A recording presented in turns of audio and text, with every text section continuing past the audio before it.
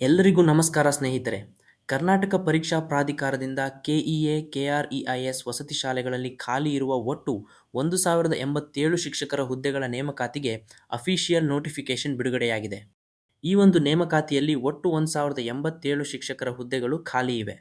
ಇದರಲ್ಲಿ rest of the state ಅಂದರೆ RPC cadre ಅಡಿಯಲ್ಲಿ 767 ಹುದ್ದೆಗಳು ಮತ್ತು ಕಲ್ಯಾಣ ಕರ್ನಾಟಕ ಸ್ಥಳೀಯ ಕೇಡರ್ ಅಡಿಯಲ್ಲಿ 320 ಹುದ್ದೆಗಳು ಲಭ್ಯವಿವೆ. ಈ ಹುದ್ದೆಗಳಿಗೆ ಅರ್ಜಿ ಸಲ್ಲಿಸಲು ಪ್ರಮುಖ ದಿನಾಂಕಗಳ ಬಗ್ಗೆ ನೋಡೋದಾದರೆ, ಅಧಿಸೂಚನೆಯು ಜುಲೈ 10ರಂದು ಬಿಡುಗಡೆಯಾಗಿದೆ. ಆನ್ಲೈನ್ ಅರ್ಜಿಗಳು ಜುಲೈ 15ರಿಂದ ಪ್ರಾರಂಭವಾಗಿ ಆಗಸ್ಟ್ 13ರವರೆಗೆ ಅರ್ಜಿ ಸಲ್ಲಿಸಲು ಅವಕಾಶವಿರುತ್ತದೆ. ಶುಲ್ಕ ಪಾವತಿಸಲು ಆಗಸ್ಟ್ 14 ಕೊನೆಯ ದಿನಾಂಕವಾಗಿದೆ.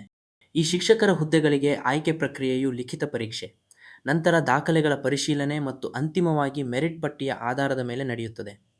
ಅಭ್ಯರ್ಥಿಗಳು ಈ ಎಲ್ಲ ಹಂತಗಳನ್ನು ಯಶಸ್ವಿಯಾಗಿ ಪೂರೈಸಬೇಕಾಗುತ್ತದೆ.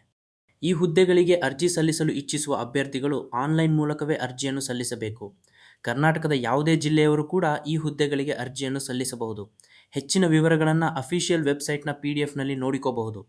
ಅಫಿಷಿಯಲ್ ವೆಬ್ಸೈಟ್ cet.online.karnataka.government.in ಆಗಿದೆ. ಆ ಲಿಂಕನ್ನು ನಾನು ಡಿಸ್ಕ್ರಿಪ್ಷನ್ನಲ್ಲಿ ಕೊಟ್ಟಿರ್ತೀನಿ. ಕೆಇಎ, ಕೆಆರ್ಇಐಎಸ್ ಶಿಕ್ಷಕರ ಹುದ್ದೆಗಳು